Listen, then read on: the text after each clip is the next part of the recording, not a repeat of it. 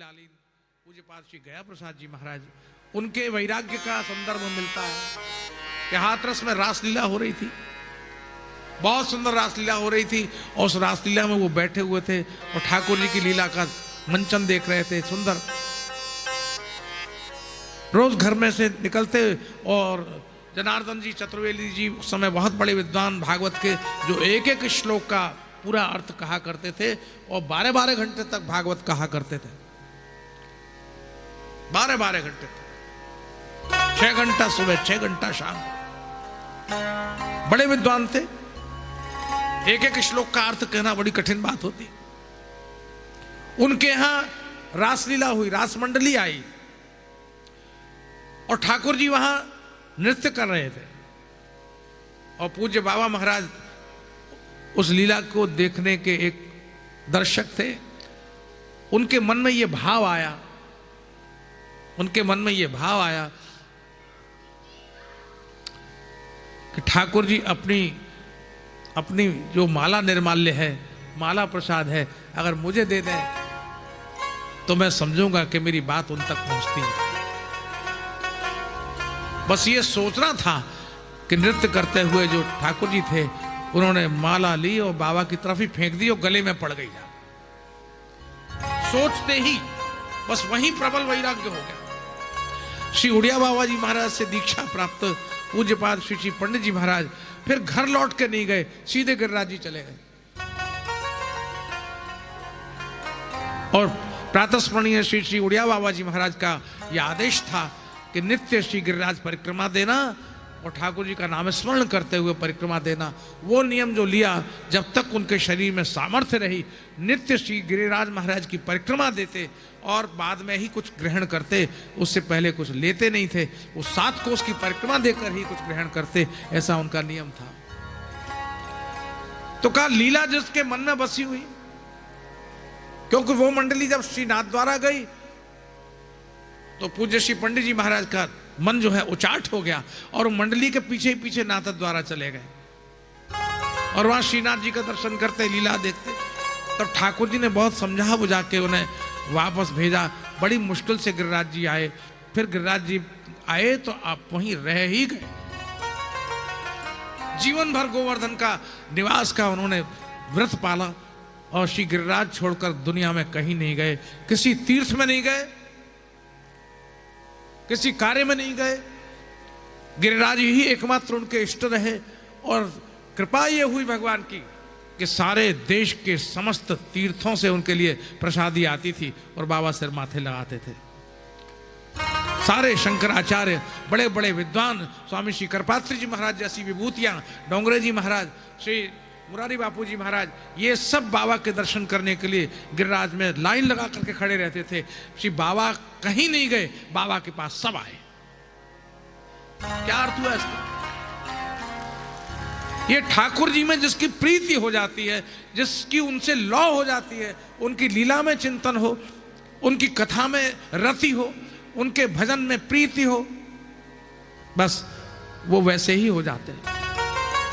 इसलिए और कहीं मन नहीं लगता।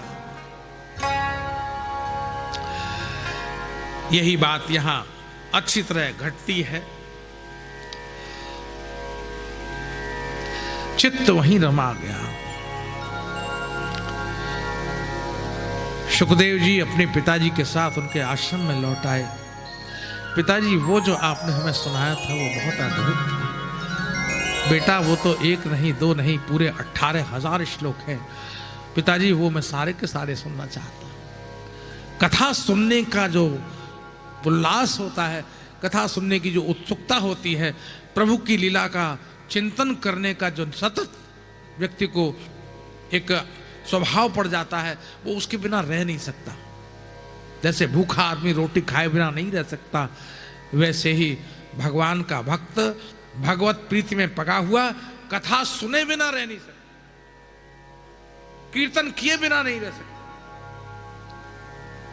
हमारे ब्रजवासियों की पहचान है, ब्रजवासी तुरंत जरा सा ठाकुर जी का नाम होगा, कीर्तन करने लगेंगे, कमर मटकाने लगेंगे, नाचने गाने लगेंगे।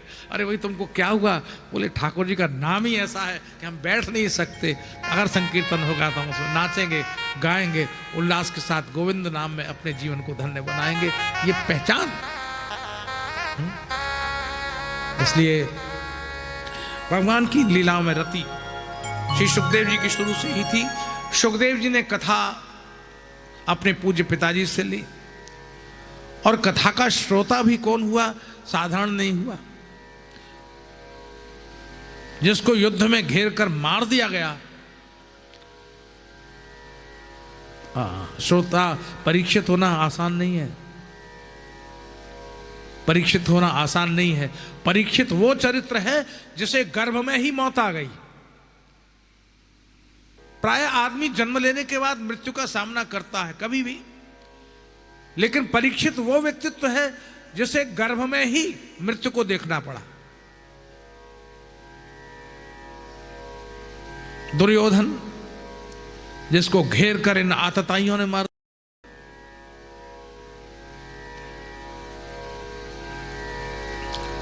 दुर्योधन के सैनिकों ने किसको मार दिया था? इनके पिता को, परीक्षित के पिता को। दुर्योधन अति दुष्ट था। बड़े बड़े महाबली अभिमन्यु को मारने में लगे हुए थे। चक्रव्यूह रच लिया गया था, सारे द्वार तोड़ नहीं सके, मार दिया गया। और उस पिता का ये पुत्र था, भागवत का महान श्रोता। गर्भ में ही मार दिया जाता शायद। अश्वत्थामा के द्वारा भेजे गए ब्रह्मास्त्र से जल गया होता ये बेचारा, लेकिन भगवान ने दौड़ करके गर्भ में प्रवेश किया और उसकी रक्षा की। ईश्वर गर्भ में रक्षा करता है भक्त की। जन्म हुआ, उत्सव मना, और विद्वानों ने नाम रखा विष्णुरात। बालक का नाम रखा विष्णुरात। ये विष्णुरात ही आगे चलकर परीक्षित के नाम से विख्यात हुआ। सबकी परीक्षा लेता, इसलिए नाम ही पड़ गया परीक्षित।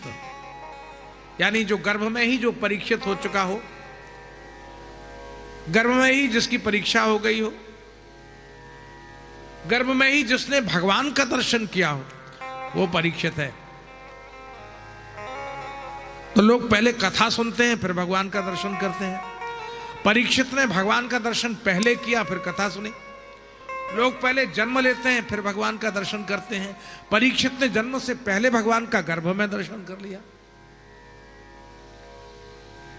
ये हुए परीक्षित। ये क्रम बड़ा विचित्र है। बड़े आदमी का बड़ा बेटा, बड़े गुरु का छोटी बुद्धि वाला बेटा, द्रोणाचार्य का बेटा अश्वत्थामा, दुर्योधन का बड़ा निकटतम अश्वत्थामा, जिसने इन पांडवों के सोते हुए 5 पुत्रों की हत्या कर दी और उत्तरा के गर्भ में पल रहे बालक को भी मारने की चेष्टा की।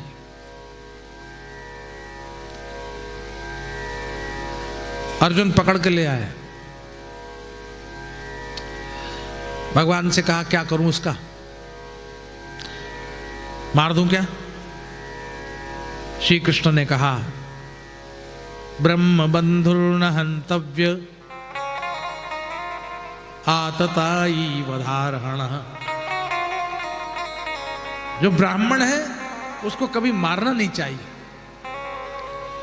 और जो आतताई है उसको मार देना चाहिए। आतताई वधारहण।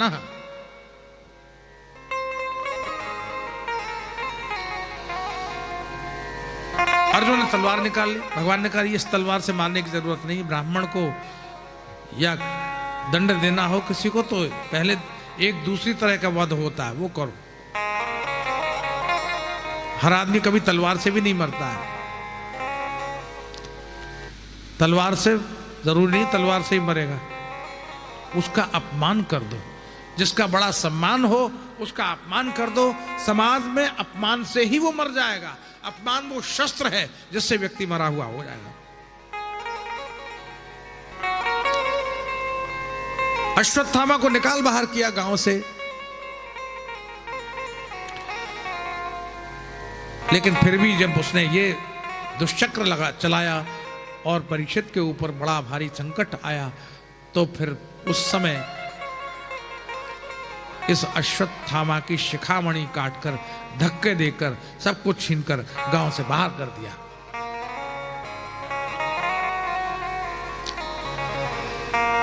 यह है परीक्षित की कथा। और परीक्षित को भागवत कथा के श्रवण का अधिकार बड़े संकटों के बाद मिला, आसानी से नहीं मिला। कथा का वक्ता तैयार हुआ, कथा का श्रोता तैयार हुआ, कथा तैयार हुई। अब ये भागवत कौन सुनेगा, कौन उसका पालन करेगा, किसके कल्याण के कारण बनेगी ये भागवत। परीक्षित अपने पूर्वजों के स्वर्गारोहण के पश्चात राजा बने। पांचों पांडव द्रौपदी सहित चले गए और धृतराष्ट्र और गांधारी भी वन को चले गए। विदुर का उपदेश लगा, वैराग्य हुआ। कभी कभी किसी ज्ञानी पुरुष के उपदेश व्यक्ति के वैराग्य का कारण होता है। कभी कभी भगवान के विमुख हो जाने से मन में विराग आ जाता है। कभी कभी घर के लोग धक्के मारकर बाहर निकाल देते हैं तो वैराग्य होता है। ये ऐसा ही हुआ यहां पर। पांडवों को तो श्री कृष्ण के न रहने का समाचार जानकर वैराग्य हो गया। भगवान नहीं है तो हम जीकर क्या करेंगे, है ना।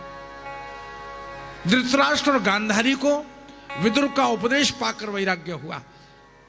विदुर ने कहा, धिक्कार है आपको, आपके 100 पुत्र आपके कंधों पर मरघट तक गए। जिस बाप ने अपने कंधों पर अपने 100 पुत्रों की लाश को ढोया हो, उस बाप को अगर संसार से वैराग्य न हो तो उसको धिक्कार है। तो धृतराष्ट्र और गांधारी को वैराग्य हुआ और हिमाचल की ओर चले गए। पांडवों ने परीक्षित को राजा बनाया। परीक्षित वन में गए और वन में भटक गए। उन्होंने देखा एक जगह पर एक काला सा पुरुष एक बैल पर प्रहार कर रहा है। बेचारा एक पांव से खड़ा, 3 पैर टूटे हुए। ये काला सा पुरुष इसको मार रहा है। कड़क कर पूछा महाराज परीक्षित ने, तुम कौन? महाराज मैं कली हूं, कली। अच्छा, ये कौन है? ये बैल है महाराज, ये धर्म है। यहां पर बैल और गऊ के बीच में बहुत वार्तालाप हुआ है। गऊ है पृथ्वी, बैल है धर्म। धर्म और पृथ्वी का साथ है। जो श्रेष्ठ सृष्टि है ईश्वर की, वो इसी पृथ्वी पर रहती है। 30 प्रकार के धर्म के लक्षणों का वर्णन यहां पर हुआ है। शांति है, क्षांति है, दया है, दान है, तितिक्षा है, ये सारे लक्षणों का वर्णन हुआ। लेकिन फिर भी कलि के प्रभाव से बचे नहीं। महाराज परीक्षित ने कहा, तुम मेरे राज्य से निकल जाओ। कलि ने कहा कि आपके राज्य की सीमा तो अनंत है, दूर तक है, सप्त समुद्र पर्यंत आपका राज्य है, मैं कहां जाऊंगा? आप मुझे कोने में कोई जगह दे दीजिए। तो महाराज परीक्षित ने कहा, ठीक है, तुम एक काम करो, हिंसा में निवास करो, जहां हिंसा होती हो, मारपीट होती हो, लड़ाई होती हो, झगड़ा। कलि का मतलब होता है कलह, झगड़ा, लड़ाई, कलि का अर्थ होता है। जहां शराब पी जाती हो वहां निवास करो, जहां जुआ खेला जाता हो वहां निवास करो, जहां परस्त्री संग होता हो वहां निवास करो। कलि ने कहा, एक जगह और दीजिए तो मैं संतोष कर लूंगा। तो महाराज परीक्षित ने कहा, ठीक है, तुम सोने में निवास करो। कलि को यह मौका बहुत अच्छा लग गया और कलि ने और कहीं नहीं देखा, महाराज परीक्षित के मुकुट में सोना ही सोना देखा और बस मौका देखकर महाराज परीक्षित के मुकुट पर ही जाके बैठ गए। कभी कभी ऐसा ही होता है, जिसको हम जन्म देते हैं वही बहुत मारक सिद्ध होता है। जिनको हमने पाला पोसा होता है, जिनको हमने वरदान दिए होते हैं, जिनको हमने वचन दिए होते हैं, जिनके प्रति हमारी दया उमड़ आती है, कभी कभी प्राय वो हमारे लिए घातक सिद्ध हो जाते हैं। कल ही बैठ गया महाराज परीक्षित के मुकुट में और उसका परिणाम ये हुआ कि एक दिन महाराज परीक्षित जब वन में पुनः गए तो फिर भटक गए। प्यास से व्याकुल होकर के एक आश्रम में पहुंचे तो वहां ऋषि का आश्रम था। शमीक नाम के ऋषि विराजमान थे। महाराज परीक्षित को प्यास लगी थी, किसी ने उनकी बात सुनी नहीं। क्रोध आ गया। प्यासा आदमी हो, थका हुआ आदमी हो, परेशान हो, रास्ता नहीं मिलता हो, ऐसे में क्रोध तो सिर पर सवार रहता ही रहता है। महाराज परीक्षित की बात किसी ने सुनी नहीं। सब अपने अपने साधन में लगे हुए थे। मरा हुआ एक सर्प पड़ा था वहां। परीक्षित ने अपने धनुष की नोक से उठाया और शमीक ऋषि के गले में डाला।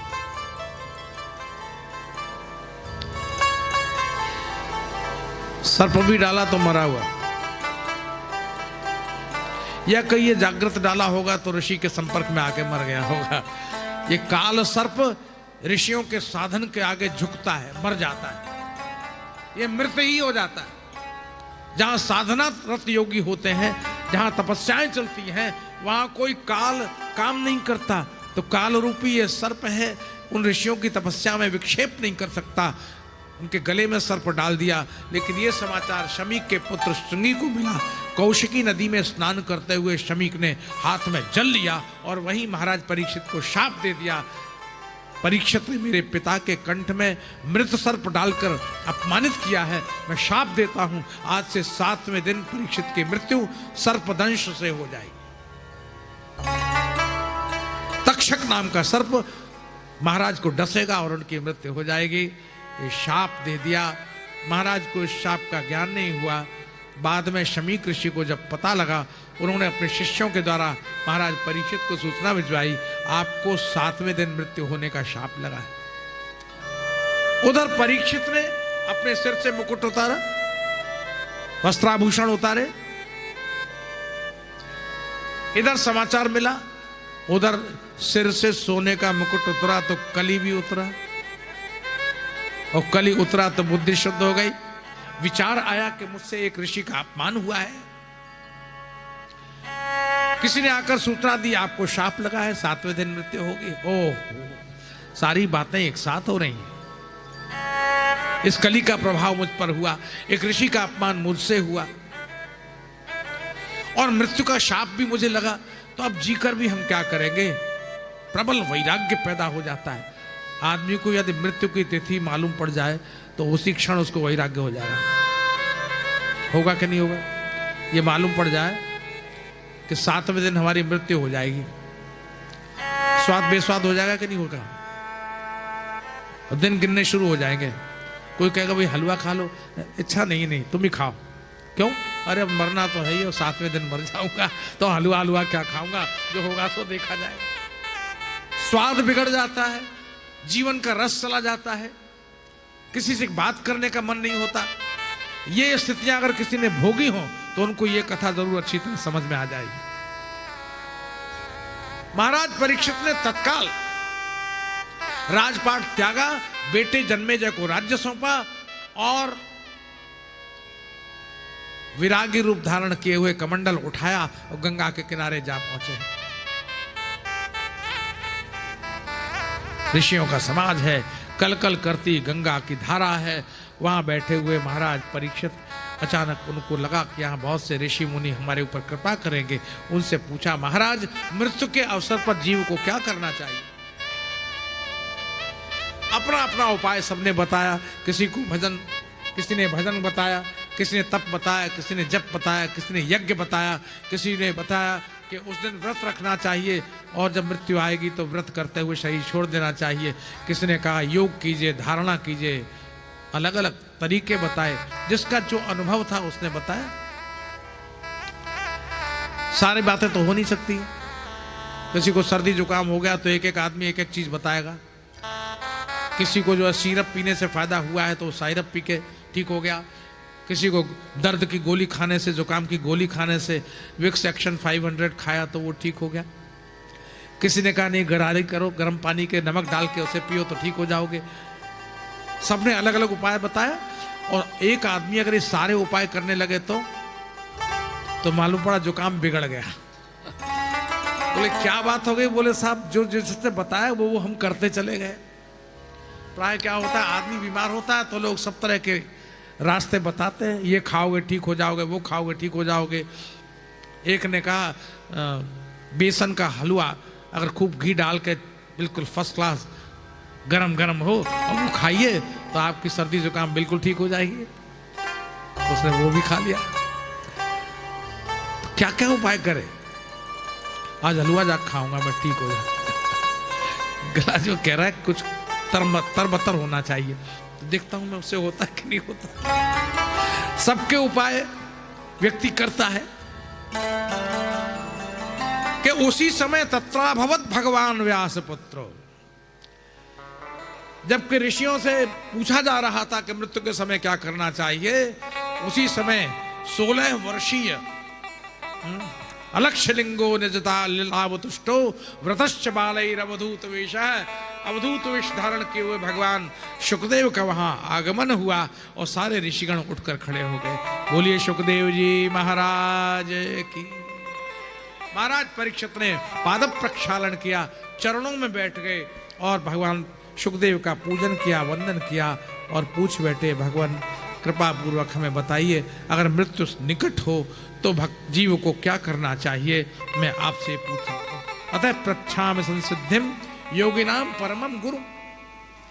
मैं आपसे पूछना चाहता हूं, कृपा पूर्वक हमको बताइए कि कौन सा श्रेष्ठ कार्य है जो जीव को करना चाहिए, उसके अतिरिक्त भी जीवन में क्या करना चाहिए, कौन सा कार्य करने योग्य है कौन सा नहीं।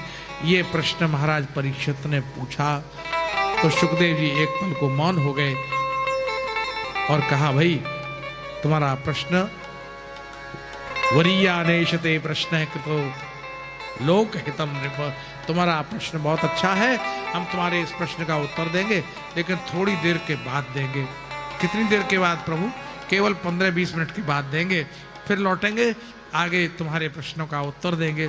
तो जब भगवान शुकदेव भी तब थोड़ी देर के बाद उत्तर देंगे तो हम भी कहाँ यहाँ बैठे रहें।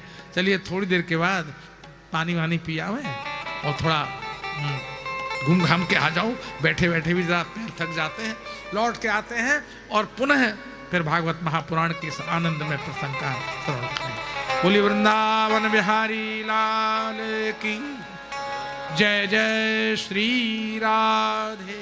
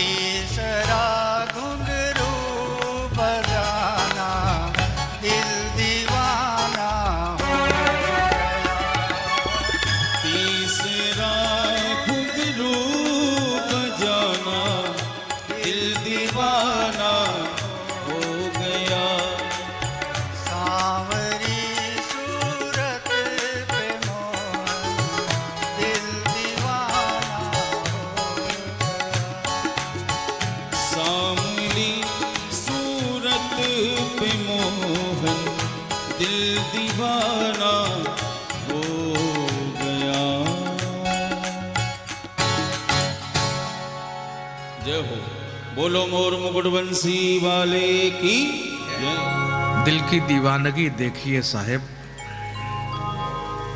दिल की दीवानगी देखिए साहेब, शाम पर मिट मिट जाता है ये। दिल की दीवानगी देखिए साहेब, शाम पर मिट मिट जाता है ये। चाहे जितनी कोशिश करो, दिल कभी भी कहीं भी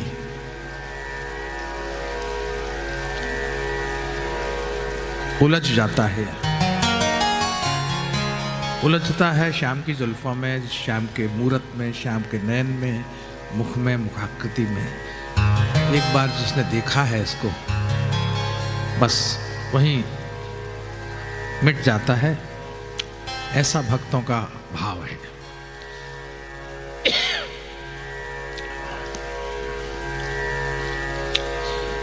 हरे कृष्णा हरे कृष्णा कृष्ण कृष्ण हरे हरे, हरे राम हरे राम, राम राम हरे हरे,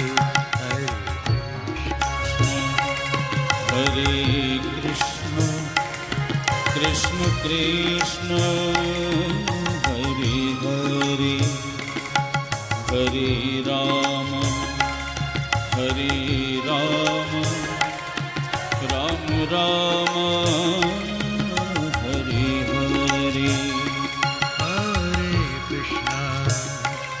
हरे कृष्णा कृष्ण कृष्ण हरे हरे, हरे राम राम राम हरे हरे।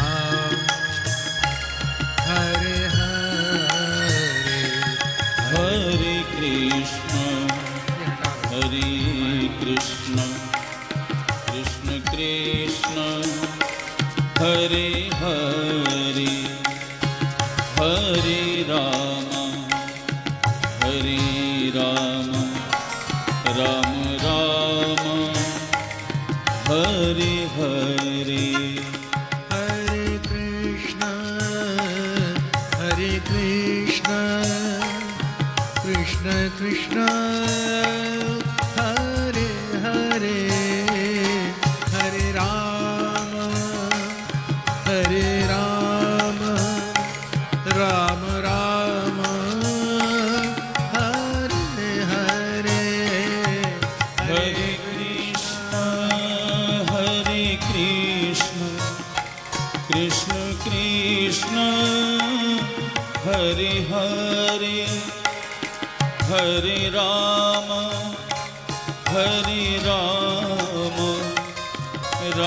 राम हरे हरे।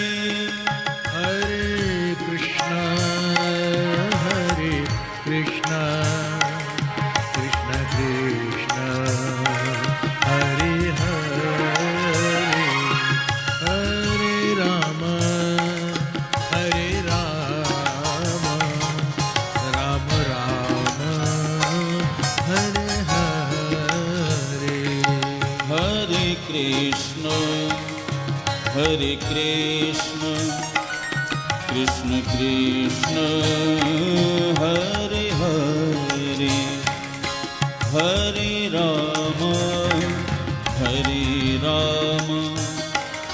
राम राम हरे हरे।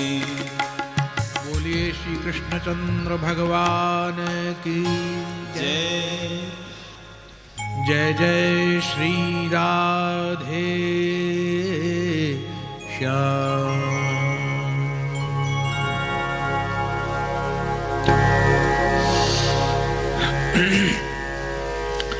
श्रीमद् भागवत के 12 स्कंद हैं। प्रथम स्कंद उपोद्घात है। उपोद्घात का अर्थ होता है भूमिका है, प्रारंभ है। और वो भगवान के श्रीमुख के समान है, श्री कृष्णचंद्र के श्रीमुख के समान है। उसमें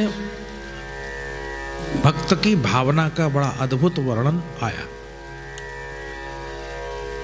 जहां एक ओर महाराज परीक्षित का श्री कृष्ण श्रवण के लिए आग्रह है और श्री शुकदेव के द्वारा महाराज परीक्षित को मृत्यु से पूर्व श्रीमद् भागवत महापुराण की महत्ता का अधिकतर। परीक्षित महाराज मुमुक्ष हैं, मोक्ष चाहते हैं। शाप लगा है मृत्यु का, मृत्यु में और मोक्ष में भेद है। मृत्यु होने के बाद भी बंधन होता है, फिर किसी और योनि में जाना पड़ सकता है। और पुनरपि जननम पुनरपि मरणम पुनरपि जननी जठरे शयनम, मोक्ष नहीं होता। महाराज परीक्षित को मोक्ष चाहिए। ऋषि का शाप लगा है मृत्यु का, क्योंकि मृत्यु भी एक भ्रामक विचार है, क्योंकि मृत्यु उस पदार्थ की होती है जिसका जन्म होता है और जिसके कारण नाशवान वस्तु भी चैतन्य हो जाती है। वो नहीं है, वो कोई और है। यानी मृत्यु उसकी होती है जो बना है, जिसका जन्म हुआ है उसकी होती है। और मोक्ष किसका होता है? मोक्ष जो बंधन में पड़ गया है, जो था नहीं बंधन में लेकिन बंधन में पड़ गया है। तो जो आत्मा तत्व है, वो जीवात्मा जो देह के बंधन में पड़ गया, वो जब देह के वासना के सांसारिक विषय और संबंधों के बंधन से जब मुक्त हो जाता है और फिर उसका पुनरागमन नहीं होता, तो वो क्रिया मोक्ष कहलाती। और यही कारण है कि महाराज परीक्षित ने श्री सुखदेव से ये पूछा कि मृत्यु के समय जीव को क्या करना चाहिए। तो ये प्रथम स्कंद के विराम पर किया गया प्रश्न है परीक्षित द्वारा। और इसी प्रथम स्कंद में दो ऐसे भक्त हुए भगवान के, जिनको परम भक्तों की कोटि में माना जा सकता है। एक तो कुंती है, जो लौकिक संबंध में श्री कृष्ण की बुआ है, और एक भीष्म है, जो भगवान के परम भागवत हैं, भगवान से उनका संबंध है। तो श्री कृष्ण जो पांडवों के पास रहे आए थे, जब जाने लगे तो कुंती जी ने श्री कृष्ण के पास जाकर प्रार्थना की, आपको मेरा प्रणाम है, नमस्ते पुरुषम त्वाद्यम प्रकृते पुरुषः परः, ऐसी ही प्रार्थना है।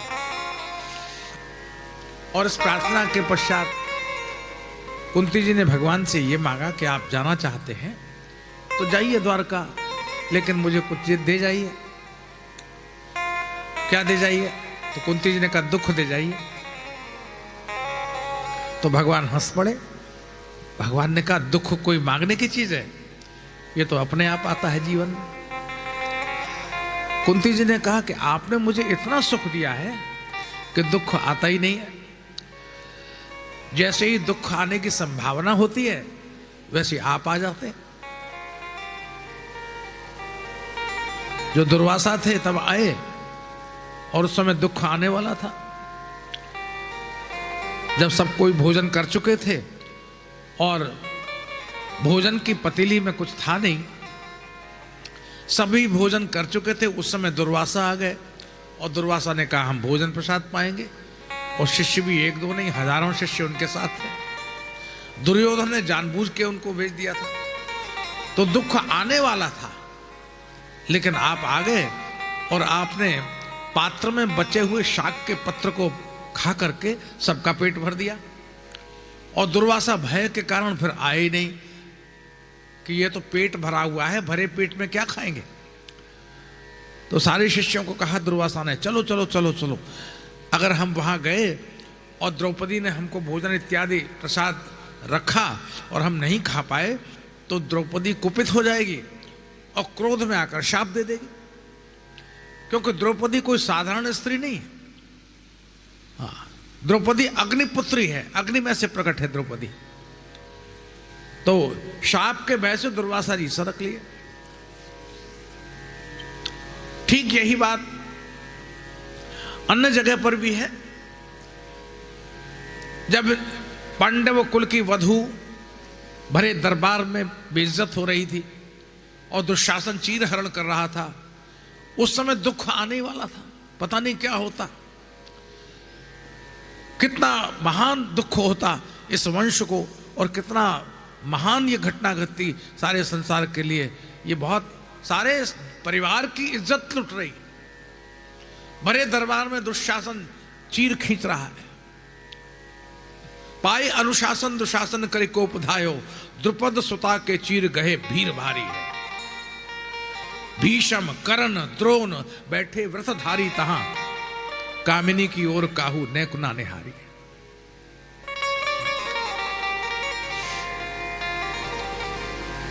दुख आने वाला था।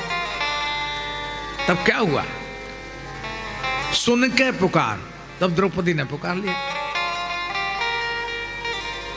तब श्री कृष्ण के नाम की पुकार की द्रौपदी ने, तो सुन के पुकार धाये द्वारका ते यदुराई, खेचत दुकूल बाढ़े बुजबल भारी है। सारी बीच नारी है कि नारी बीच सारी है, कि सारी ही की नारी है कि नारी ही की सारी है। उस समय गोविंद तुम ही तो थे जो आते आते दुखों को तुमने टाल दिया। तो तुमने इतना सुख दिया है कि अब सुख भोगते भोगते मैं ऊब गई हूं। और इसमें एक भय लगता है, जब आदमी सुख में होता है तो एक भय लगता है। कौन सा भय? यह भय लगता है कि दुख ना आ जाए। आनंद तो बहुत आ रहा है, कहीं ऐसा ना हो जाए, कहीं वैसा ना हो जाए, है ना। बड़ी मुश्किल से बेटा हुआ है, कहीं कुछ अनिष्ट ना हो जाए। बड़ी मुश्किल से बेटे की शादी हुई है, कहीं कुछ गड़बड़ ना हो जाए। कहीं मुश्किल से पोता हुआ है, उसको अनर्थ ना हो जाए। इतना धन कमाया है, कहीं उल्टा सीधा ना हो जाए।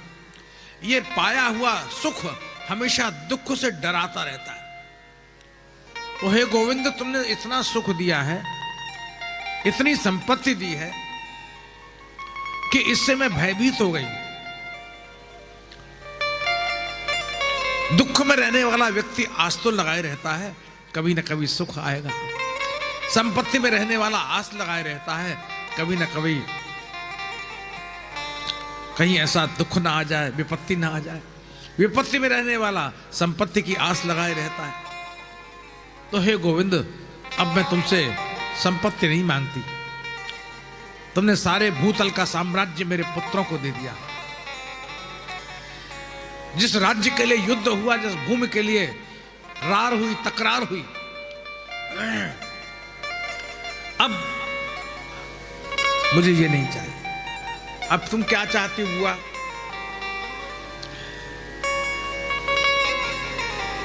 तो कुंती ने कहा कि विपदः संतु नः शश्वत्, तत्र तत्र जगद्गुरु। विपदः संतु नः शश्वत्, तत्र तत्र जगद्गुरु। भवतो दर्शनं यत् स्यात्, भवतो दर्शनं यत् स्यात्, अपुनर्भव दर्शनम अपुनर्भव दर्शनम अपुनर्भव दर्शनम अपुनर्भव दर्शनम। एक विशेषता है, एक विशेषता है विपत्ति में। विशेषता यह है कि विपत्ति में तुम याद आते हो और संपत्ति में तुम भुला दिए जाते हो, तुम्हारी याद नहीं आती। सुख में तुम भुला दिए जाते हो और दुख में तुम याद आते हो, हर पल याद आते हो, हर घड़ी याद आते हो। जरा सी ठोकर लगती है, हे कृष्ण, परेशान हो जाते हो, हे श्याम सुंदर बचाना। दुख में तुम याद आते हो। तो विपदा है संतो, हमारे ऊपर विपत्तियां होती रहें, उससे क्या होगा? उससे यह होगा, विपत्ति आएगी तो तुम्हारी याद आएगी। विपत्ति हमेशा ईश्वर की याद को साथ लेके आती है और जब तुम्हारी याद आएगी तो तुम आओगे ही आओगे। जैसे द्रौपदी के पुकारने पर पहुंच गए थे, तुम आओगे ही आओगे और तुम आओगे तो तुम्हारा दर्शन होगा। भवतो दर्शनम यत् भवतः दर्शनम स्यात्। आप आओगे तो आपका दर्शन होगा और जब आपका दर्शन होगा तब क्या फल मिलेगा? तो कहा अपुनर्भव दर्शनम, फिर दोबारा इस संसार का दर्शन नहीं होगा, मोक्ष प्राप्त होगा। इसलिए हे गोविंद, तुम कृपा करो, मुझे विपत्ति दे जाओ। भगवान रथ पर चढ़ते चढ़ते उतर पड़े और बुआ के प्रेम भरे आग्रह को उन्होंने स्वीकार कर लिया और कहा चलो बुआ, नहीं जाता, और रुक गए।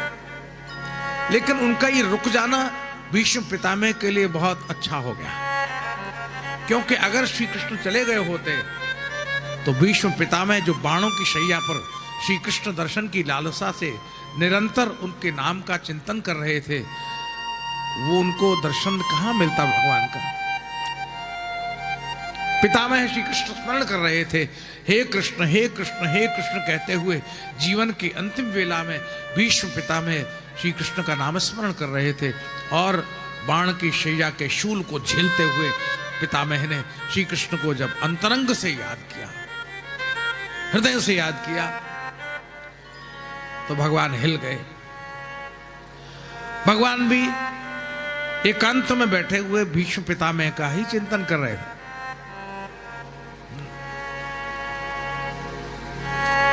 जो किसी तौर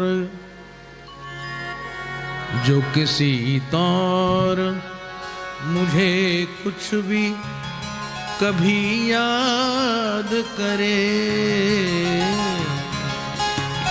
भगवान कह रहे हैं, जो किसी तौर मुझे कुछ भी कभी याद करे, उन्हें मैं दिल से हमेशा ही याद करता हूँ। उन्हें मैं दिल से हमेशा ही याद करता हूँ। मैं उन्हें दिल से हमेशा ही याद करता हूँ। मैं उन्हें दिल से हमेशा ही याद करता हूँ। हमेशा याद करता हूँ। जो किसी तो कभी मुझे कोई इतना सा भी याद कर लेता है, मैं उन्हें हमेशा ही याद। भगवान अपना पीतांबर ओढ़े हुए पितामह भीष्म को स्मरण कर रहे थे, आंखों में अश्रु थे, ध्यान लगा हुआ था। सामने से देखा पांडवों ने, अरे ये प्रभु किसको याद कर रहे हैं? अचानक ध्यान टूटा तो सामने खड़े हुए अर्जुन को देखा, युधिष्ठिर को देखा, पूछ बैठे, अरे तुम कब से खड़े हुए हो? प्रभु अभी थोड़ी देर से खड़े हुए हैं, हम देख रहे हैं कि सारा जगत तो आपका ध्यान करता है, ये कौन भाग्यशाली है जिसका आप ध्यान कर रहे हैं? भगवान ने कहा, युधिष्ठिर मेरा एक परम प्रिय भक्त है, वो इस समय मुझे बहुत याद कर रहा है, मैं उसी का ध्यान कर रहा हूं। अच्छा वो कौन है? भगवान ने कहा, वो है तुम्हारे पितामह, वो है भीष्म, जो बाणों की शैया पर पड़े हुए मेरा निरंतर चिंतन कर रहे हैं, मैं उन्हीं का ध्यान कर रहा हूं, चलो उनके पास चलते हैं। और भगवान उठ के खड़े हुए। ये सारे पांडव पितामह भीष्म के पास पहुंचे और उन्हें प्रणाम किया। बाणों से बिंधे हुए भीष्म पितामह आज अंग अंग में वेदना का अनुभव करते हुए श्री कृष्ण का स्मरण कर रहे हैं। देह में होने वाली वेदना का उनको ध्यान नहीं है, लेकिन श्री कृष्ण स्मरण से श्री कृष्ण दर्शन की लालसा जरूर बनी हुई है। भगवान आएंगे, आज प्रभु सामने खड़े हुए हैं और श्री कृष्ण दर्शन करके तृप्त हो गए। आज आनंद हुआ, जीवन के अंतिम काल में आज श्री कृष्ण दर्शन हुआ।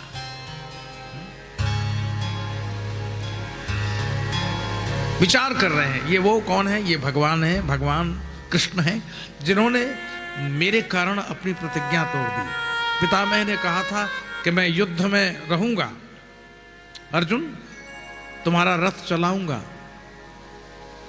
पर धनुष नहीं उठाऊंगा, लड़ूंगा मैं नहीं। क्यों नहीं लड़ेंगे? मेरी सेना लड़ेगी, लेकिन सेना तो दुर्योधन लेगा, उसने पहले ही मांग लिया। और दूसरी तरफ मैं हूं, मैं तुम्हारे रथ पर बैठूंगा, लड़ूंगा नहीं। क्या कहना चाहते हैं भगवान? भगवान कहते हैं, लड़ता तो मैं कभी भी नहीं हूं, मैं तो लड़वाता हूं, लड़ना मेरा काम नहीं है। ब्रह्म हमेशा निष्क्रिय होता है, ब्रह्म निष्क्रिय होता, सक्रिय नहीं होता। स्वयं नहीं लड़ता, वो लड़वा देता है, वो शक्ति देता है, वो सामर्थ्य देता है, वो व्यक्ति के अंदर उतना उत्साह देता है। लोग ही लड़ें ताकि उनको जीतने का ये भरोसा हो कि भगवान के भरोसे मैं जीत गया, वरना दूसरे पर आश्रित होकर के जीवन की उपलब्धियां पाने वाले लोग सुखी नहीं रह सकते। ये बहुत बड़ा सूत्र है, जो दूसरे के कंधे पर चढ़ करके इस पार से उस पार जाना चाहते हैं, जो दूसरे का हाथ पकड़कर सहारे से जाना चाहते हैं, सावधान, एक दिन सहारा छूट सकता है, तब क्या करोगे? उतना ही लो जितना ठीक है। कितना सहारा लेना है? ईश्वर का नाम लो, बस इतना बहुत है। ईश्वर तुम्हारे लिए काम करे। भगवान ने कहा, क्या तुम ऐसे व्यक्ति हो जो तुम्हारे लिए मैं काम करूं? एक विद्यार्थी परीक्षा देने गया, पढ़ा लिखा कुछ था नहीं था, साल भर सब निकल गया। भक्त भगवान का बहुत था, हनुमान जी के दर्शन करने जाता था, और सारी उत्तर पुस्तिका में वो राम राम राम राम राम राम राम राम राम राम सब में लिखा है, पूरी कॉपी भर दी उसने। अब जब उसका फल निकला, परीक्षा फल, तो वो असफल हो गया। उसने कहा, मैंने राम राम राम राम लिखा और मैं फेल कैसे हो गया? भगवान, मेरा तुम पर भरोसा उठ गया। तो उन्होंने कहा, बेवकूफ, तू क्या इसलिए मेरा भजन करता था कि तेरे लिए मैं काम करूं? तू कुछ तो कर, तू कुछ काम करता और तब मेरा भजन भी करता, तो फिर मैं तेरे काम में थोड़ा सा हाथ लगा देता। थर्ड डिवीजन नहीं तो सेकंड आती, और सेकंड नहीं तो फर्स्ट आती, तब मैं हाथ लगाता। लेकिन करना तुझे ही पड़ेगा। कर्म तो जीव को ही करना पड़ेगा, क्योंकि कर्म जीव का धर्म है, ईश्वर का नहीं। ईश्वर निष्क्रिय है, उसके पास कुछ नहीं, शून्य है। वो तो उत्प्रेरक का काम करता है, उत्प्रेरक का काम करता है। ये विज्ञान का भी नियम है। बहुत से लोग, बहुत सी गैसें जब संयोग करती हैं, तो बहुत से संयोग करने में क्या होता है, एक ऐसा सूत्र होता है जिसमें एक ऐसा तत्व है जो केवल उत्प्रेरक का काम करता है, क्रिया में भाग नहीं लेता, वो उत्प्रेरक बन जाता है, कैटलिस्ट होता है। ईश्वर कैटलिस्ट है, इसलिए भगवान ने नहीं कहा कि मैं करूंगा, निष्क्रिय है ईश्वर। आज पितामह भीष्म ने भगवान को सामने देखा तो भीष्म पितामह ने उस दृश्य का भी दर्शन किया जो भरे मैदान में जब पितामह ने भगवान कृष्ण के परम प्रिय भक्त अर्जुन को पूरी तरह विचलित कर दिया, बाणों के प्रहार से विचलित हो गए। अर्जुन कभी वक्ष से टकराकर बाण गिर जाता, कभी सर से सिर के किनारे से निकल जाता, कभी मुकुट को टेढ़ा करके गिरा जाता। ये चल रहा था। तब क्या हुआ, जो उत्प्रेरक है उसको ही भक्त के कष्ट ने ये प्रेरणा दी कि अब आप उठिए, तो भगवान को जोश आ गया और रोष आ गया और भगवान ने धरती पर पड़े हुए रथ चक्र को उठा लिया और पितामह को मारने दौड़ पड़े। बोले अब क्या हो गया, कैटलिस्ट भगवान, अब क्या हुआ? बोले अब थोड़ी क्रिया उल्टी हो गई, अब ये कैटलिस्ट बन गया, मुझे कर्म करना पड़ता है। जहां मेरा भक्त निष्क्रिय हो जाता है तब भक्त के लिए मैं सक्रिय हो जाता हूं और तब मैं काम करता हूं। मैं शुरुआत नहीं करता, कर्म का प्रारंभ मैं नहीं करता, लेकिन कर्म का प्रारंभ जब मेरा भक्त करता है और जब वो असफल होने लगता है तब फिर मैं सक्रिय हो जाता हूं और फिर मैं उसको विजयी बना देता हूं। तभी गीता में लिखा गया कि यत्र योगेश्वरो कृष्ण है यत्र पार्थो धनुर्धर है तत्र शीर विजयोर भूति ध्रुवा नीतिर मतिर मम। श्री कृष्ण और अर्जुन जहां दोनों हैं तो वहां निश्चित रूप से विजय होगी, इसमें कोई संदेह नहीं। इसलिए उठा लिया रथ चक्र और मारने दौड़ पड़े पितामह को। और पितामह ने कहा अरे रे ये तो कह रहे थे मैं शस्त्र नहीं उठाऊंगा। पितामह ने तत्काल अपने धनुष बाण तरकस सब रख दिए रथ में किनारे पे। क्यों? बोले जब भगवान ही इसके पक्ष में खड़े हो गए तो अब मुझे लड़के क्या करना है, जो आप मुझे ही मार दो। हाथ जोड़कर खड़े हो गए। ओहो अद्भुत। स्वनिगम अपहाय मत प्रतिज्ञा, पितामह सोच रहे हैं ऋतमादिकर तुम अवाप्लुतो रथस्थः। रथ के ऊपर बैठे हुए थे और प्रतिज्ञा भूल गए और रथ के चक्र को उठा लिया और मारने दौड़ पड़े। पितामह ने कहा अरे रे रे रे क्या क्या हुआ, प्रतिज्ञा तोड़ दी, हो गया खत्म, वचन भंग। भगवान ने कहा भाई बात यह है जब पराकाष्ठा हो जाती है मेरे भक्त पर भीड़ आती है तो नमे भक्त प्रणश्यति, मैं अपने भक्त का पतन नहीं होने देता। मेरी प्रतिज्ञा टूटे तो टूटे, मुझे प्रतिज्ञा से क्या लेना देना है। मेरे भक्त का किंचित अनिष्ट होगा तो मैं भक्त के बचाव में आ जाऊंगा और सारी प्रतिज्ञाएं तोड़ दूंगा। लेकिन सारी प्रतिज्ञाएं टूट जाए तो टूट जाए मेरी, लेकिन मैं अपने भक्त की प्रतिज्ञा को बचा ले जाऊंगा। क्योंकि कहा था कि आज अगर मैं भगवान के हाथों शस्त्र न उठवा लिया तो मेरा भी नाम भीष्म नहीं है। आज जो हरि ही न शस्त्र गहावो तो लाजो गंगा जननी को शांतनु सुत न कहावो। अगर मैं अपने बाप का बेटा नहीं जो भगवान के हाथों शस्त्र न उठवा लो। भगवान ने कहा तो भैया फिर तो तुम उठवा ही लोगे, क्योंकि मेरे तो दोनों तरफ भक्त हैं। एक तरफ भक्त अर्जुन बैठा हुआ है, एक तरफ भक्त तो तुम भी हो। शिकायत की थी कि प्रभु आपने जो है हमेशा भीष्म के ऊपर बहुत कृपा की, ये तो आपके विपरीत खड़े रहे, ये तो कौरवों की सेना के सेनापति रहे और ये आपने इन पर कृपा करते हैं। भगवान ने कहा तुमको पता नहीं, मेरे परम भागवतों में भीष्म है। पितामह से पूछा गया आपको क्या मिला जो कौरवों के पक्ष में जाकर बैठ गए? पितामह ने कहा मुझको वो मिला जो अर्जुन को नहीं मिलेगा। क्यों? इसलिए कि भगवान अर्जुन के रथ पर बैठे जरूर हैं, रथ पर बैठे हैं, लेकिन भगवान की पीठ है अर्जुन की तरफ। ये युद्ध है और इस युद्ध में बाणों का प्रहार होगा, अस्त्र शस्त्रादिकों का प्रहार होगा। कोई भी शस्त्र जाकर लगेगा, कोई भी अस्त्र लगेगा और अर्जुन को लगेगा तो मृत्यु भी हो सकती है, तो अर्जुन की मृत्यु के समय श्री कृष्ण दर्शन नहीं होगा, क्योंकि भीष्म इस मामले में बड़े फायदे में है। क्यों? क्योंकि इस युद्ध के मैदान में भीष्म युद्ध तो कर रहे हैं और विपरीत खड़े हुए हैं, लेकिन उनके सन्मुख श्री कृष्ण हैं, और जिस दिन भीष्म का देह त्याग होगा उस दिन भीष्म श्री कृष्ण दर्शन करते हुए देह त्यागेंगे। इसलिए ये फायदे का सौदा है। मैं विपक्ष में जरूर खड़ा हुआ हूं, लेकिन श्री कृष्ण दर्शन प्रतिपल प्रतिक्षण करता रहूंगा, ये पितामह ने भीष्म ने कहा। तो सबने कहा बात बिल्कुल ठीक है। आज भीष्म ने विचार किया, आज श्री कृष्ण मेरे सन्मुख खड़े हुए हैं, जिन्होंने मुझे मारने के लिए रथ चक्र उठा लिया था, आज मेरे सन्मुख आए हैं, जीवन का अंतिम समय है, उनका मैं दर्शन कर रहा हूं। नेत्र लगा दिए भगवान के श्रीमुख में, टकटकी लगाए निहार रहे। कृष्ण एवं भगवती मनोवाग वृत्ति दृष्टि भी, मनोवाग दृष्टि वृत्ति भी। अंतिम समय में ये इंद्रियों की वृत्ति कहां लगे, इस पर यह विचार हुआ।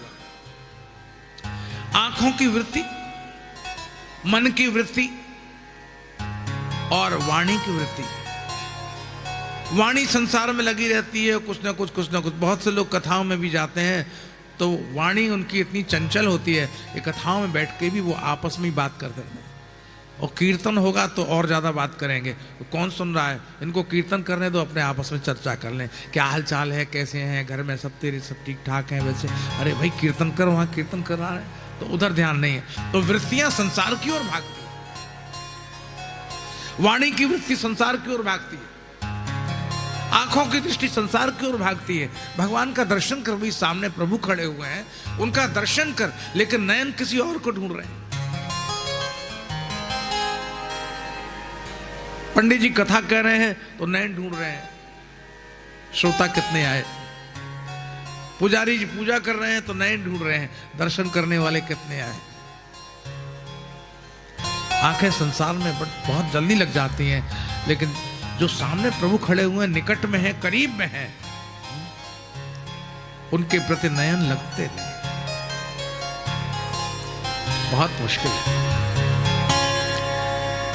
तुम मेरे पास हो और करीब भी,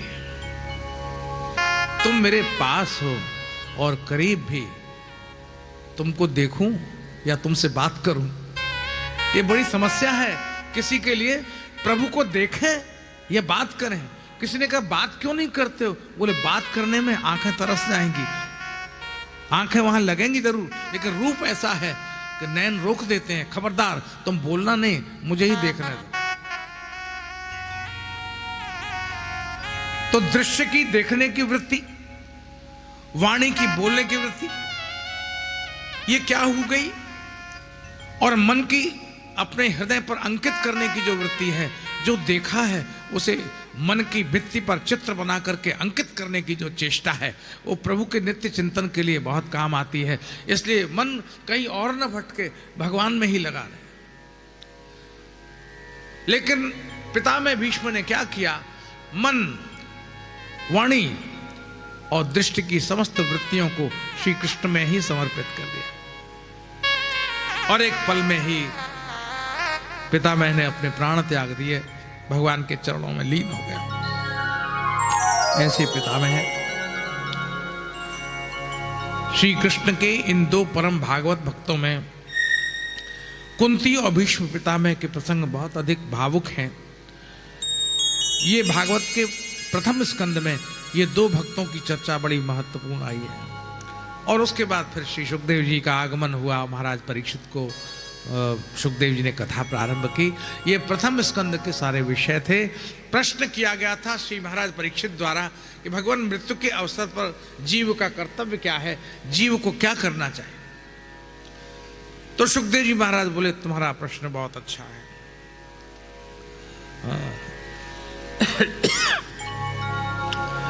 ये प्रश्न बहुत अच्छा। वरीयानेशते प्रश्न कृतो लोकहितं नृप।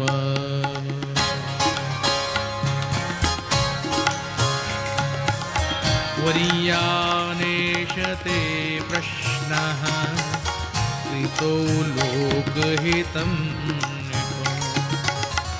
आत्मवित् सम्मतः पुंसाम् आत्मवित् सम्मतः पुंसाम् श्रोतव्यादिषु यः परः।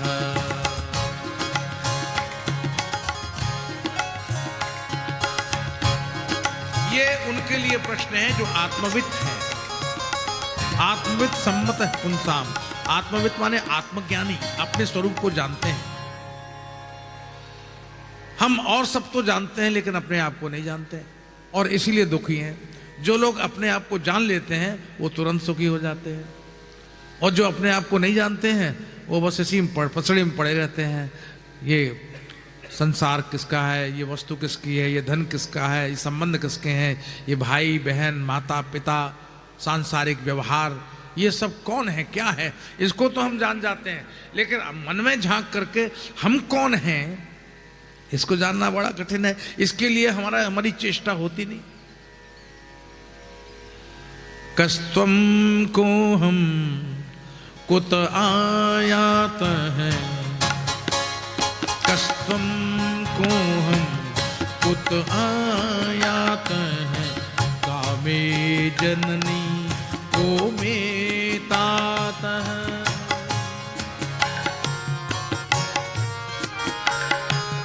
इति परिभावय सर्वमसारम्। इति परिभावय सर्वमसारम्। विश्वं त्यक्त्वा स्वप्न विचारम्। विश्वं त्यक्त्वा स्वप्न विचारम्। भज गोविंदम भज गोविंदम भज गोविंदम मूढ़मते। भज गोविंदम भज गोविंदम भज गोविंदम मूढ़मते। प्राप्ते सन्निहिते मरणे नहीं, प्राप्ते सन्निहिते मरणे नहीं रक्षति दुःखिं करणे। नहीं रक्षति दुःखिं करणे। भज गोविंदम भज गोविंदम भज गोविंदम मूढ़मते। भज गोविंदम भज गोविंदम भज गोविंदम मूढ़मते। अपने को हम कैसे जाने? तुम कौन हम कौन, कहां से आए कहां जाना, कौन पिता कौन मां, हर जन्म में बदलता रहता है। प्रत्येक जन्म में बदलता। पुरंजन की कथा आती है, आगे आएगी पुरंजन की कथा आएगी। पुरंजन पुरम जनयति, जो संसार को जन्म देता है वही पुरंजन है। तो पुरंजन है वो कथा आती है, आगे आप सुनेंगे। एक तू कौन है अपने आप को पहचान भाई, तू कहाँ है, किसका नाम, तेरा नाम ये तो है नहीं, किस और नाम होगा तेरा, ये नाम तो है नहीं। असली नाम क्या है? हर जन्म में नए नाम धारण कर लेता है, हर जन्म में नए माता पिता बना लेता है, हर जन्म में नई जगह ढूंढ लेता है, हर जन्म में नए घर में घुस जाता है, हर जन्म में नई रिश्तेदारी पैदा कर लेता है। तू कौन है जवाब किसी के पास? बस ये तो जो इसको जानता है कि मैं कौन हूं वो कौन हो गया? वो आत्मवित्त हो गया। सुखदेव जी कहते हैं आत्मवित्त सम्मतः पुंसाम श्रोतव्यादिषु यः परः। यह आत्मज्ञानियों का सम्मत प्रश्न है तुमने जो किया है, ये बहुत अच्छा है। वरना तो लोगों का दिन 10 यूं ही जा रहा है, रात्रि सोने में जा रही है, कमाई करने में जा रहा है, चल रहा है निरंतर। कमाए जाओ खाए जाओ खिलाए जाओ कमाए जाओ, और फिर क्या करो? फिर वो मर जाओ। तो फिर मर जाओ तो मतलब मर जाओ क्या? इसीलिए एक पल का भी समय हमको इसलिए नहीं मिला कि हम ये चिंतन कर सके कि हम कौन हैं। जिसने हमारा नाम रख दिया हमने वही नाम ले लिया। पैदा हुए लोगों ने हमारा ये नाम रख दिया, ये हो गया, वही नाम हो गया। जिसने जो काम बता दिया वही हमने काम कर लिया। जिसने जो पढ़ा दिया वही हमने पढ़ लिया, वही समझ लिया, और हम यही समझे कि यही हमारा ज्ञान है। लेकिन वास्तविक क्या है? हमने अर्थकरी शिक्षा तो ले ली, लेकिन ज्ञान शिक्षा हमने नहीं ली। हमने अपने आप को जानने की शिक्षा नहीं ली। हमने जो ब्रह्मचारी शब्द है, वो ब्रह्मचारी मतलब ब्रह्म को जानने का जो आचरण होता है वो ब्रह्मचारी होता है। ईश्वर को जानने की जो शिक्षा है वो जानी नहीं हमने, तो अपने आप को भी नहीं जाना। तो बस वही करो जो सब कर रहे हैं, लग लो लाइन से, और वही हम कर रहे हैं। तो आत्मविद सम्मत पुंसाम श्रोतव्यादिशो वह पर, सुनने में जो सबसे सर्वश्रेष्ठ बात हो सकती है वो यही हो सकती है जो तुमने ये प्रश्न किया। मैं तुम्हें भागवत महापुराण का अवश्य ही दिग्दर्शन कराऊंगा। ईश्वर विराट है, ईश्वर विराट है। मस्तक जिसका स्वर्ग है, पाताल जिसके चरण है, चरण जिसके पाताल है, 7 लोक ऊपर 7 लोक नीचे,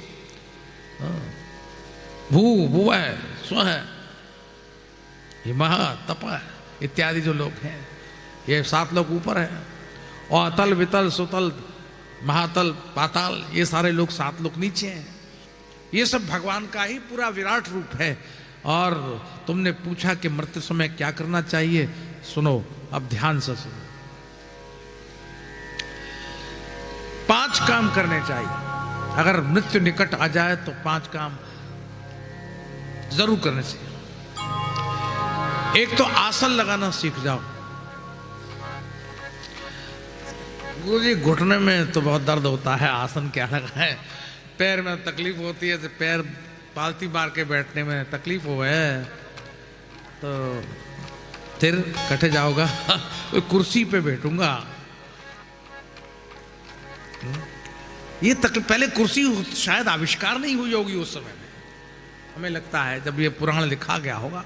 तो वरना सुखदेव जी कहते कि भाई थोड़ा सा आसन पर बैठो, लेकिन वो बचा ले गए। उन्होंने ये नहीं कहा कि तुम जो है सिद्धासन में बैठो या किस आसन में बैठो, पद्मासन में बैठो। उन्होंने कहा आसन में बैठो। तो आसन का मतलब, आसन तो कुर्सी पर भी लग सकता है, कुर्सी पे बैठ जाओ, है जितासनो। आसन को जीत लो, बैठना सीख जाओ, आसन सिद्ध करो। एक आसन से कितनी देर तक बैठ सकते हो? एक व्यक्ति ने मुझसे कहा, गुरुजी आप इतनी देर कैसे बैठ लेते हो? मैंने कहा हाँ तकलीफ तो है बैठने में, तकलीफ तो है। बोले फिर आपको दर्द होता होगा बीच में? मैंने कहा यही दिक्कत है, जब कथा शुरू हो जाती है तो मैं भूल जाता हूँ कि कहाँ दर्द है। जब कथा के बाद उठता हूँ तो जमीन पर पैर रखने, फिर अरे अब दर्द हो रहा है, तो तब फिर लगता है। तो इसको जीतने में पहले सबसे पहले प्रयास करना है। जितासनो, आसन को जीते। और दूसरी संख्या किसकी आई? जितश्वासो, श्वास को जीत लो। प्राणायाम करो। प्राणायाम सबसे, योग अष्टांग योग में प्राणायाम सबसे सशक्त चीज है।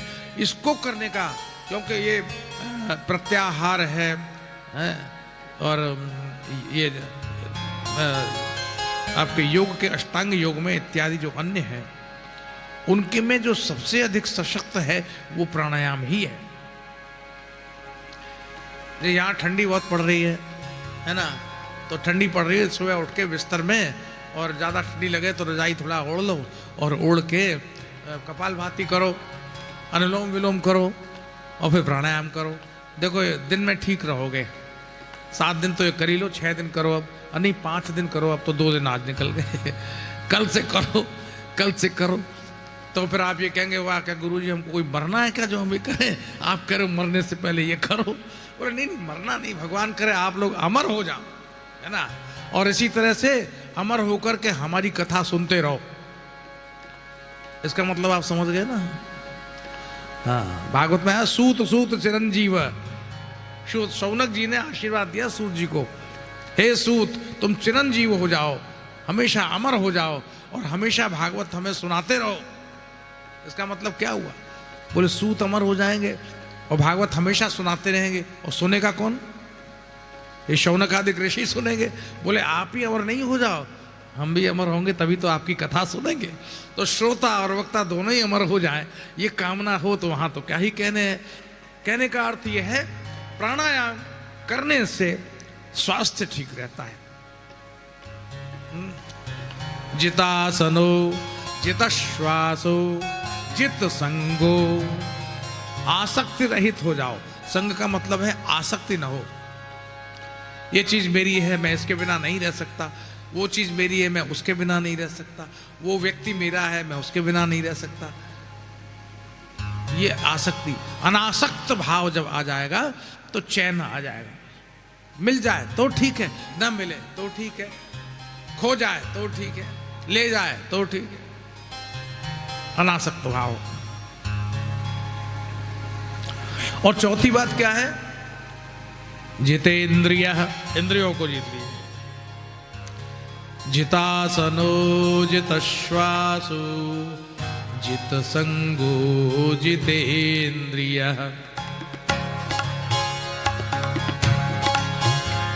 आप बोल तो सकते हो, याद तो बाद में हो जाएगा। मेरे साथ बोलो, सब बोलना मेरे साथ। जितासनो जितश्वासो जितासनो जितश्वासो जितासनो जितश्वासो जितासनो जितश्वासो जितसंगो जितेन्द्रियः जितसंगो जितेन्द्रियः जितसंगो जितेन्द्रियः जितसंगो जितेन्द्रियः स्थूले भगवतो रूपे स्थूले भगवतो रूपे स्थूले भगवतो रूपे स्थूले भगवतो रूपे मनः संधारये धिया मनः संधारये धिया मनः संधारये धिया मनः संधारये धिया। ये 5 बातें हो गई। आसन को जीतो, श्वास को जीतो, आसक्ति को जीतो, इंद्रियों को जीतो, इंद्रियों को जीतो। यहां 2 चीजें हैं। यहां तो सूखी रोटी मिल रही है भंडारे में, लेकिन यहां पर नैमिषारण्य में बालूशाही बहुत अच्छी मिलती है। आपको मालूम है? मैं बता रहा हूं, मिलती है। मुझे बताया लोगों ने बालूशाही बहुत अच्छी मिलती है। अच्छा, ये मेरी एक चतुराई है। क्या वो बालूशाही वाला बेचारा मुझे धन्यवाद देगा, क्योंकि कल बहुत से लोग बालूशाही खाने पहुंच जाएंगे। पर वो बेचारा मुझे कमीशन वमीशन नहीं देता, मैं ऐसी कह देता हूँ बहुत अच्छी। और जो भगत लोग हैं वो कहते महाराज ने बालूशाही के लिए कहा था ना, तो महाराज के लिए बालूशाही ले चलो, तो मुझे भी मिल जाती है। आशा है कल तक कोई ना कोई ले ही आएगा। कहने में क्या है? जित संगो जितेंद्रिय, इंद्रियों को जीतने का अभ्यास करो। जीभ कहती ये स्वाद लेंगे, आंख कहती ये देखेंगे, कान कहते ये सुनेंगे। तो जहां से भगवत भक्ति की पुष्टि होती है, इन इंद्रियों को उधर ही लगा दो। और जब ये इंद्रियां उधर लग जाएंगी तो निश्चित रूप से अंत समय में मोक्ष का द्वार खुल जाएगा। इसलिए सुखदेव जी ने, महाराज ने ये 4 बातें बताई, जितेंद्रिय है। और 5वीं बात क्या बताई? 5वीं बात बताई जो हमारे पितामह भीष्म ने की। कौन सी थी? मनः संधारये धिया, बुद्धि के द्वारा मन को भगवान के स्थूल रूप में लगा दो। स्थूल रूप माने भगवान का विग्रह है, भगवान की मूर्ति, भगवान का जो स्वरूप है मंदिर में विराजमान है, उधर हम अपनी बुद्धि के द्वारा मन को, मतलब जो भगवान हमें अपनी ओर खींच रहे हैं वही रूप हमारे मन में बस जाए, अंत में वही ध्यान करते हुए हमारा शरीर छूट जाए, ये होना चाहिए। तो सुखदेव जी तो परमहंस हैं, हाँ? लेकिन आखिर में इन लोगों को निर्गुणवादी व्यक्ति सगुण की ओर आकर्षित हो रहा है। और श्री सुखदेव जी कह रहे हैं भाई कृष्ण की मूर्ति ही ऐसी है कि चाहे कुछ भी कहो लेकिन वो हमें आकर्षित करती है, और अंत समय में उसी का चिंतन करते हुए शरीर को त्याग देना चाहिए। तो निश्चित रूप से अंतिम समय में करने वाली ये क्रिया ये फलीभूत हो जाती है। महाराज परीक्षित आपको ये करना चाहिए, ये बताया श्री सुखदेव जी ने। महाराज परीक्षित चरणों में गिर पड़े और सुखदेव जी ने कहा भाई अब संध्या वंदन का समय है, होम का समय है, हम सब लोग संध्या वंदन करेंगे। तो हमारे विप्रगण भी अब बहुत बैठे बैठे थक गए हैं, खूब पाठ कर लिया है। तो हे देवताओं, हे भू देवताओं, हाँ हमारी आप सबको बहुत बहुत प्रणाम है। आपकी प्रार्थना, आपको प्रार्थना करते हैं कि आप कृपा पूर्वक ऐसे ही दया बनाए रखना और पाठ अच्छी तरह करना, ताकि हमारे यजमान जिस जिस संकल्प के साथ यहाँ पधारे हैं उन सब की कामनाएं पूर्ण हों, चाहे लौकिक हों चाहे अलौकिक हों, वो समस्त कामनाओं की पूर्ति कर सकें। ये प्रार्थना हमारी भूदेवों के चरणों में है। फिर आरती करेंगे और आज के सत्र को विराम की ओर लेंगे। गोविंद गोपाल आओ, प्रभु आओ, आकर के दर्श दिखा। गोविंद गोपाल आओ, प्रभु आकर के दर्श दिखाओ। गोविंद गोपाल आओ, आओ, प्रभु आकर के दर्श दिखाओ। आओ, प्रभु आकर के दर्श दिखाओ।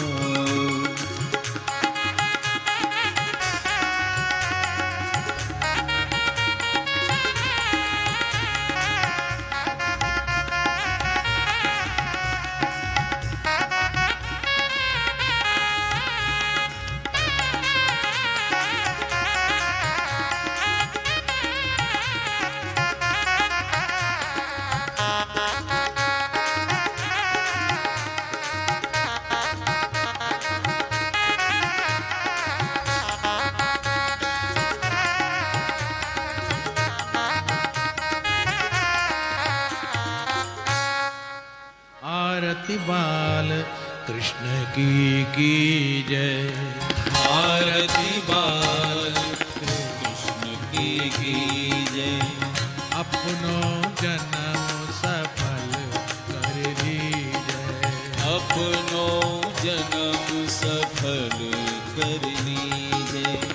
श्री यशोदा को परम दुलारो, श्री यशोदा को परम दुलारो। बाबा की अखियन को तारो, बाबा की अखियन को तारो। गोपिन के प्राणन सो प्यारो, गोपिन के प्राणन सो प्यारो।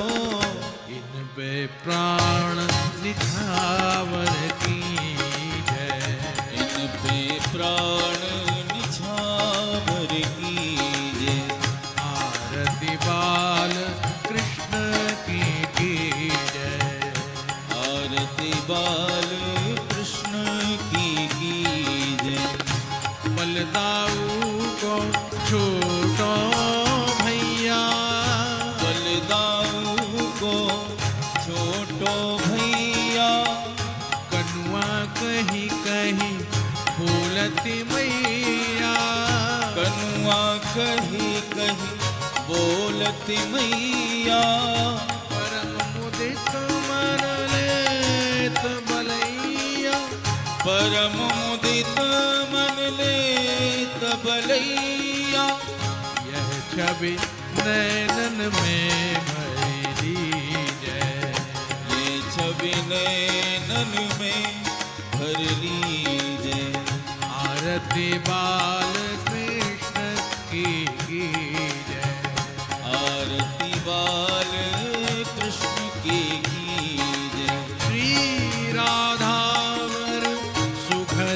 कन्हैया श्री राधावर सुघर कन्हैया ब्रज जन को नवनीत खवैया ब्रज जन को नवनीत खवैया देखत ही मन नैन चुरैया देखत ही मन नैन चुरैया अपनो सर्वस इनको दीजै अपनो सर्वस इनको दीजे आरती बाल कृष्ण की जय आरती बाल कृष्ण की जय तो तरी बोलन मधुर सुहावे तो तरी बोलनी